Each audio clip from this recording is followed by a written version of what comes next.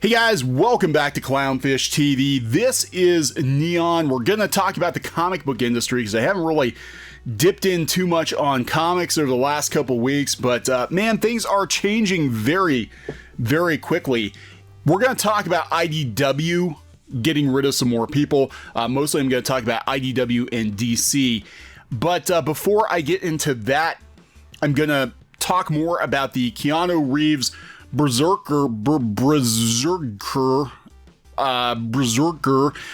Kickstarter and some of the pushback it's getting, because the reason this Kickstarter campaign is getting so much pushback is that comics has sort of painted itself into a corner that this is the best solution, crowdfunding, for creators and publishers going forward, and it does cut out comic shops. Now, I guess in the case of Berserker, they're not going to cut the comic shops out. Boom has a plan. But people are very, very salty about it because Boom is doing what it can do to survive during the pandemic. Comic publishers, a lot of these smaller publishers like Boom, will potentially go out of business. I think companies like Vault and Valiant and definitely IDW will probably not survive the pandemic, or maybe they'll survive the pandemic, but they won't survive the long tail that this thing is going to have, where it's going to basically break the direct market. And you know, there's been all kinds of pushback against this from people who don't think it's fair. They don't think it's fair. The idea of a major comic book publisher, which has deals with Netflix and Universal, hopping on the Kickstarter to fund their Keanu Reeves written comic book. For some reason, page rates increases aren't in the stretch goals. Weird. Not really, because those Netflix and Universal deals don't pay as much as you think they do. They really don't. People think that you get a deal with Netflix or Universal, you're making bank, and I'm like, no, there's Hollywood accounting you have to account for, which, you know, eats a lot of the money up. It's you're not making as much money as you think they are. Well, with Boom doing a damn Kickstarter like they're not a massive company with a huge pre-existing following and Netflix deals, it's a great time to remind everyone I was paid $20 US per inked page. That's bad. That doesn't surprise me at all, though. Look, Boom does not have the money people think that Boom has. Boom might be selling a lot of Power Rangers books, but they do not have the deep pockets that people in the industry seem to think that they have. And it's a travesty that people are getting paid that little. But the comic book industry, the economics are not there. There are way more people that want to work in comics than there are people who want to buy and read comics, mostly buy comics. A lot of people read comics. They read webcomics for free. They read manga for free illegally. They read a lot of other stuff, Webtoon and all of that. But the paying fan base, the paying customer base of the comic book industry is shrinking, and the pandemic is not going to do it any favors at all. And your best bet at this point is probably to do it yourself if you can, or find a publisher that does, you know, pay decent page rates, but who can afford to. Even Marvel and DC aren't doing that great, and they're cutting back on their staff. You know, if Marvel and DC have to cut staff and cancel books, there's not a whole lot for Boom and you know, to fix the situation either. Liz said, "I'm so furious. 4 years I spent doing everything you can imagine under the sun comics wise for that company, making raisins. Now they don't even want to pay for their own publications. The calculation, I'm disgusted." I feel bad because we actually had a colorist on our webcomic for quite some time, and we actually paid more than Boom, and I had no idea. I thought that was too low. But apparently Boom's getting... If I knew I could hire people for $20 a page, we would have made a hell of a lot more comics. But I felt wrong only paying people what we were paying them. Former She-Ra animator Kate Farina said, "How is using a platform meant for people to kickstart projects they can't afford okay for a company who admits they don't need the money?" They do need the money. They do need the money desperately. This is basically Boom's last hurrah. I think they're trying very hard to hang on, and they're going to bank on Hollywood and Keanu Reeves and in his name. And that's what IDW tried to do too. And it's not working out for them. And we're going to talk about that because IDW and DC Comics, I mean, this is kind of the utter state of the comic book industry right now. It's been declining at a shocking rate. And everybody's eating everybody else. That doesn't sound very good. You can take that a number of different ways. I wouldn't suggest it. with the lockdown. But anyway, it has escalated the tension between the haves and the have-nots in the comic book industry. And, you know, you look at what's going on with all these people out on Indiegogo, and they're making bank on Indiegogo. A lot of them not even professional comic book creators, and they're making six figures on Indiegogo. And the comic book industry pundits are flipping the hell out because it's not fair. And the thing is that sometimes business is not fair. Supply and demand. Again, there is a demand for certain celebrities and certain e-celebrities to produce content because they have a paying audience cultivated, whereas the comic book industry has actively driven paying customers away. And freelancers are a big part of it. Freelancers running at the mouth on social media has definitely played into customers being driven away, and now a lot of comic shops are closing because everything's up in the air with COVID and distribution. And I gotta wonder how long until Diamond just folds completely because DC's not exclusive with them anymore, and we're going to talk about all of that. But one of the companies hurting the most right now is IDW Publishing, and they hired a guy a couple of weeks ago to be their new publisher, and there was some controversy, and they got rid of him after 5 days, and he's gone. And now they're bringing in a Disney Publishing executive to helm IDW. Now, this is very curious. If you guys have been watching our channel for any length of time, I have been saying for quite some time that over at Disney Publishing Worldwide, there was talk about outsourcing Marvel Comics to IDW or another publisher at some point. And the replacement publisher for the guy that got gone, I forget his name off the top of my head, he was only there for 5 days. But the replacement for him worked for Disney Publishing.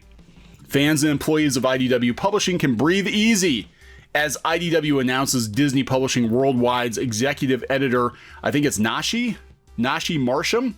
I don't know him. Nashi Marsham as publisher. So he's the publisher now. A guy from Disney Publishing Worldwide, when the word on the street was that Disney Publishing Worldwide was looking to outsource Marvel content to IDW. Can you see what's going on here? IDW, which is hemorrhaging money. It's doing very, very badly. They tried to bank on Hollywood, and it's not working out very well for them. 2 or 3 of their shows got canceled. They're losing money every year. Their investors are telling them to sell. And in comes a Disney Publishing Worldwide executive editor. So IDW has gone through some big changes in recent months. This is coming from Screen Rant. Chris Ryall, who became IDW's editor-in-chief in 2004, and then president, publisher, and chief creative officer in December of 2018, stepped down to launch a new storytelling venture focused on the disparate worlds and characters he brought to life at IDW, meaning he's jumping out of a burning building. Okay. The next day, July 23rd, a second announcement stated Judd Myers, that was his name, Judd Myers had been named publisher of IDW Publishing after being global sales director since last August. 4 days later, in a statement to The Hollywood Reporter, IDW CEO stated that IDW Publishing has decided to put Myers on administrative leave. That was like 5 days. President Jerry Bennington assumes his responsibilities. 11 days after that, on August 7th, IDW made a brief and somewhat cryptic announcement that IDW Publishing has parted ways with Judd Myers and would like to thank everyone for their discretion. This ended Myers' tenure as publisher after a mere 16 days. 11 of those, he wasn't even in the office. Is anybody in the office now? If you're in California, nobody's in the office, I guess. Reportedly due to the company's discovery of a lawsuit against Myers by his former comic shop business partner, alleging Myers' misappropriation of product in a customer list. God! IDW describes the publisher position as supervising strategic business units, integrating product cross-platform programs, establishing product growth initiatives with partners, broadening customer experience, new platforms, and expanding the company's extensive IP portfolio. So Marsham has done all of that and more. He was an editor at DC Comics. He moved to Disney Publishing Worldwide, where he worked his way up to executive editor, a position he held for almost 7 years. I don't know him. So, but this is really interesting. Working collaboratively to create powerful stories has always been my passion, he said. I think this is a move to get more Disney stuff over at IDW, to get more Marvel stuff over at IDW. This could be IDW's Hail Mary pass, that they're like, if we can get a Disney Publishing Worldwide guide in here, because people don't understand, Disney Publishing Worldwide, they oversee the licensing of the Disney characters and other publishing by other publishing companies. Okay, so they're the ones who oversee the different licensees and whatever. And the fact that they're getting this guy in to be in charge of IDW, when the rumor has been for the last 2 or 3 years that Disney might just shut Marvel down as a comics publisher and outsource everything, that's really pretty damn interesting. It's pretty interesting. And why would this guy move from Disney Publishing to IDW, which is a sinking ship, unless there's something going on? Which means that this could actually be more catastrophic than people want to admit, that, it could be that Marvel is going to have a major shuffle too, and they're just going to dump a bunch of stuff on IDW. Who knows? I thought it was really interesting though, but they got rid of their sales manager. Sales manager direct market is out. Direct market. Well, why do you need a direct market sales manager when the direct market is ready to fucking fold? Who knows? She was the manager consumer marketing at DC Comics from 2017 to 2018. And then she went to San Diego City College. She had a longer stint at IDW from 2013 to 2017, first as marketing and PR manager, and then as the director of sales at IDW Publishing to March 2017. However, recent attempts at contacting her at IDW by retailers have resulted in the email response, Rosalind Moorhead is no longer with IDW Publishing, with requests that people contact Blake Kabishigawa instead. Something Bleeding Cool has confirmed. Another big change to accompany the others. Yeah. Just not one that makes it to press releases. IDW did not respond to inquiries made last night. They're not going to talk about all the people that they're losing, shedding, whatever. And I think that there's more going on at IDW than they're announcing. I think this is their Hail Mary pass, and it might involve Mickey.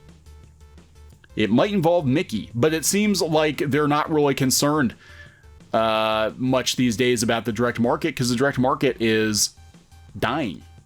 It's dying. Now, I thought this was kind of cool, talking about comic shops and all of that.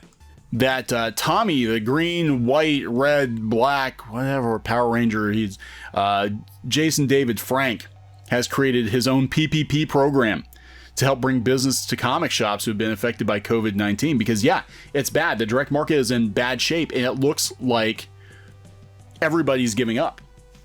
Everybody's giving up on the direct market. Boom is giving up on the direct market, I think.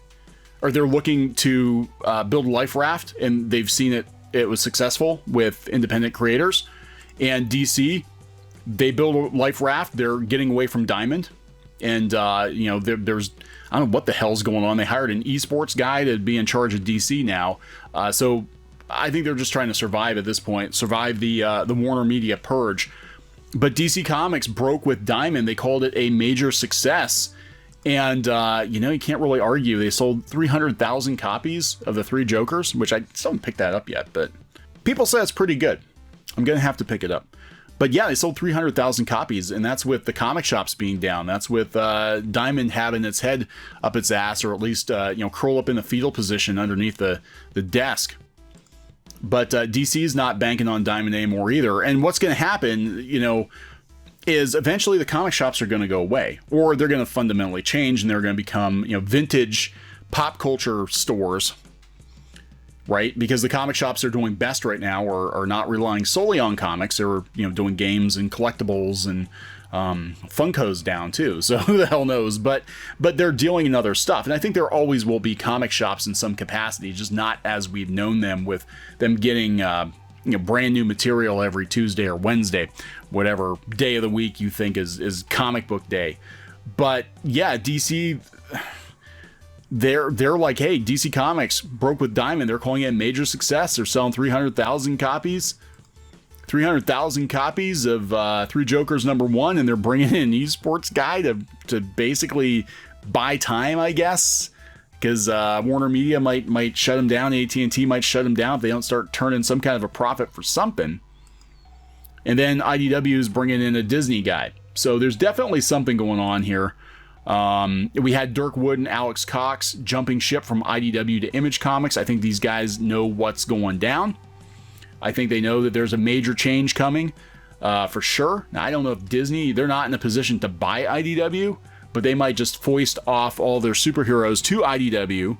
Again, I have no idea if this is going to happen or not, but theoretically, if Disney wanted to get out of publishing monthly comic books completely, they could just push all their superhero content over to IDW, and that's IDW's Hail Mary Pass. Like, we got the Marvel characters, we get all Marvel sales. I mean, to IDW, that would be amazing, because they would get the Marvel sales. To Disney, Marvel doesn't really mean a whole lot. You know, Marvel Comics is chump change. I don't know, but there's definitely something going on. But they announced their titles through February, so we're going to speculate that IDW is going to be in business at least until February, or they're planning on it anyway. And they're going to be helping comic shops through the end of the year. I don't know, guys. It's definitely changing, but the future is right here. Boom is right in what they're doing. The only thing is not everybody is Keanu Reeves. Not everybody is even Ethan Van Sciver. You know, you don't have that kind of an audience to sell your books through, but that's how the free market works. You know, some people are going to do really well and some people aren't, and there's going to be a huge shakedown. I think there are going to be fewer comics for sale here in another year or two, because it's not going to be commercially viable for a lot of people to be working in comics. But hopefully the comics that are sold and produced, there's a high demand for it, higher demand for it. And, you know, each creator that's left is hopefully making more money. Instead of having, you know, thousands of creators making $20 a page, maybe we only have a couple hundred creators making a decent living. I don't know. That's how this could potentially play out. But now more than ever, it's imperative that you as a comic book creator build a life raft. Actually, go back, get a time machine first, then go build a life raft. If you want to survive whatever the next iteration of comics is. It's definitely changing, but the direct market's effectively done at this point. I think it's sad. It's really, really sad, but I don't see it ever coming back to where it was before. Gonna wrap this one up. Please subscribe for more pop culture news, views, and rants, and we'll talk to you guys later.